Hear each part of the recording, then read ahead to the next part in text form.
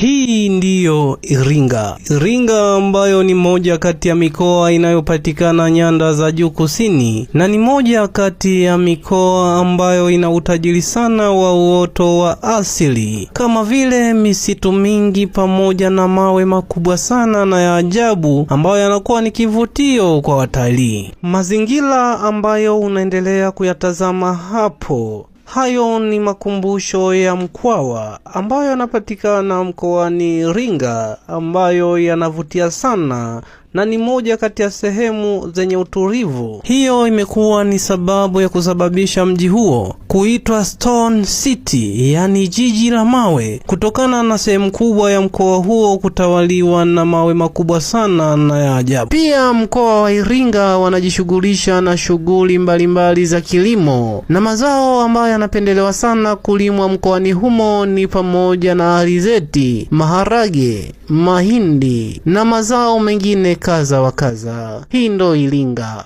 Karibu Iringa, karibu nyanda za juu kusini. Hii ni Light Harvest TV na mimi ni Ruben Exaveli. Usiache kusubscribe, usiache kukomenti na kushare. Asante.